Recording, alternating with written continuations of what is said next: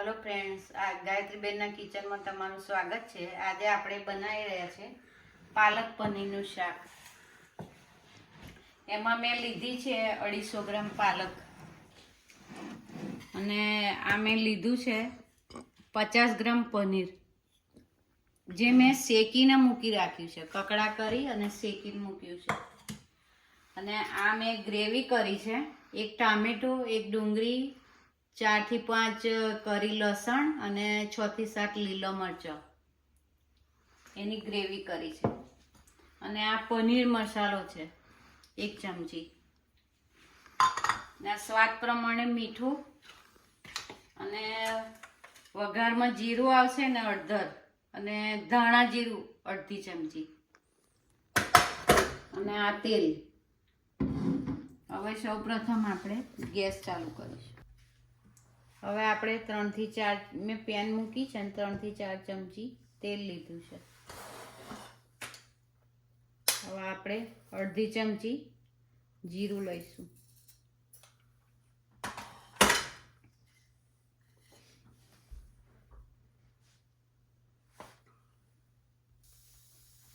આપણું જીરું હવે શેકાઈ ગયું છે. હવે આજે મેં ગ્રેવી બનાવીને મૂકી છે, એ અંદર નાખીશું.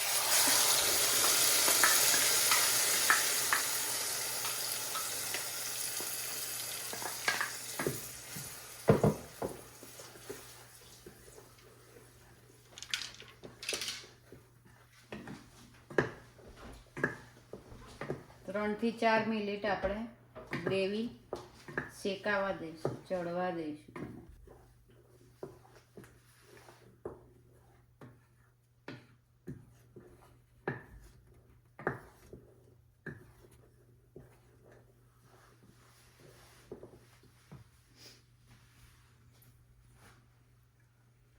હવે આપણી ગ્રેવી શેકાઈ ગઈ છે. હવે આપણે આ જે ભાજી લીધી છે, બાફીને મૂકી હતી મેં, એમાં નાખીશું.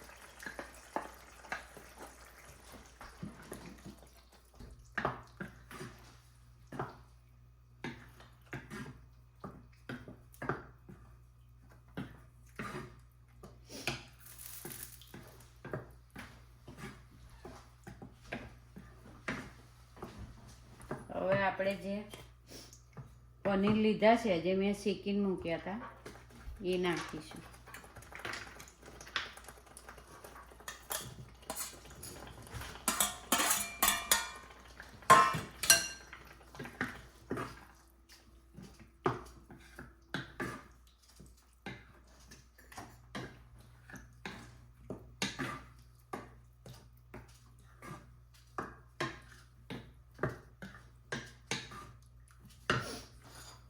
હવે આ જે પનીરનો મસાલો આવે છે, એ મેં લીધો છે 1 ચમચી, એ નાખી. 1/2 ચમચી હળદરની લીધી છે, અને 1/2 ચમચી ખાલી ધાણા જીરું છે.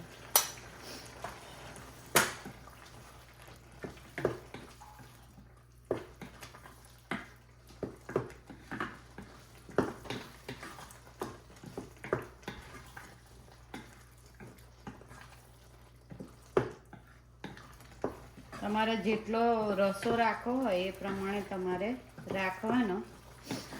અને એકદમ ઘટ્ટ કરવી હોય તો બધો રસો ફૂંકાવા દેવાનો. સુકાઈ જાય એટલે હાવ ઘટ્ટ થઈ જશે.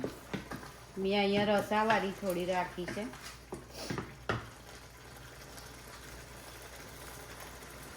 હવે આપણે ખાલી સ્વાદ પ્રમાણે મીઠું એટલું રહ્યું એ નાખ્યું.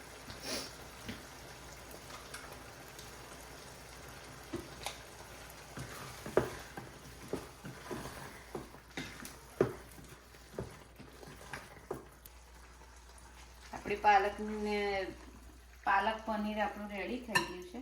તો હું એને વાડકામાં કાઢીશ.